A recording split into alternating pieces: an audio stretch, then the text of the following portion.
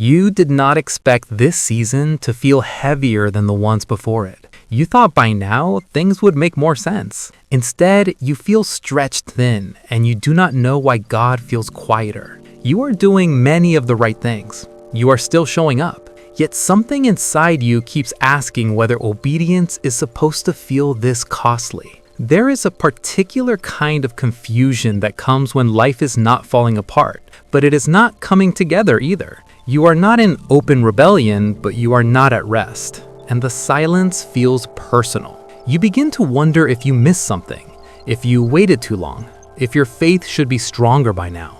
That question settles deeper than you want to admit, because you have walked with God before, and you remember clearer seasons. So this difficulty feels like a step backward. But it is not only hard, it is unclear. And uncertainty drains you faster than pain ever could. You pray, but your words feel smaller. You read scripture, but it feels like it is aimed at someone else. You keep going, but without the reassurance you once relied on.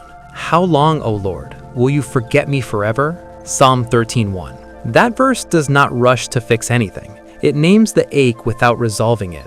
And that's where you are living. For a moment, it helps to know that scripture does not pretend clarity always comes quickly. It reminds you that faith has always included waiting. But the relief does not last long, because waiting becomes heavier when there is no timeline. You can endure pain with purpose, but uncertainty makes you tired. And this season feels endless. You start to feel the pressure to perform faith instead of live it, to sound confident when you are not, to reassure others while quietly questioning yourself. That creates a new tension, not just between you and God, but within you. You want honesty, but you fear what honesty might reveal. So you keep moving, you keep serving, but part of you is holding back just in case disappointment comes again. That guardedness feels practical, it feels wise, but it also costs you intimacy. Trust in the Lord with all your heart and lean not on your own understanding.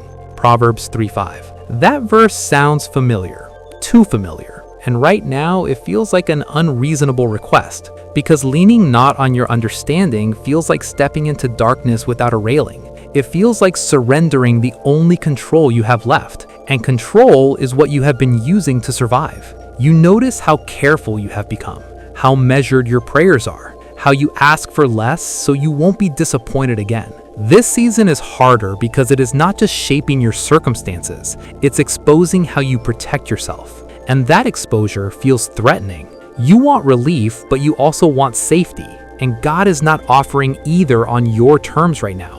He is offering something slower and deeper. For a brief moment, you consider whether this means you are failing, whether faith is slipping, whether dryness is the same as distance. My God, why have you forsaken me? Psalm 22:1. That line is unsettling, not because it is faithless, but because it is faithful enough to speak plainly. It shows that closeness with God does not eliminate anguish. There is comfort in realizing that difficulty is not evidence of abandonment, that silence does not mean absence. But even that comfort feels incomplete, because the question remains, why now? Why this season after all the others? It's harder because God is asking for trust without emotional reinforcement. It's harder because obedience is no longer rewarded with immediate clarity. It's harder because your faith is being asked to stand on truth alone. This is not the season where everything breaks. It's the season where everything is refined. And refinement is quiet, slow, and often misunderstood. You are not being punished, you are being prepared. But preparation rarely feels kind, for you know that the testing of your faith produces steadfastness. James 1:3. Steadfastness is not dramatic. It does not feel powerful. It feels like staying when leaving would be easier. This season feels harder because you cannot rely on momentum anymore. You cannot borrow confidence from yesterday. You must choose faith today without guarantees. And that choice matters more than you realize, because faith that only survives clarity is not yet mature, but faith that endures confusion is being strengthened at the root. The clarity you want is coming, but not as an explanation, as a transformation.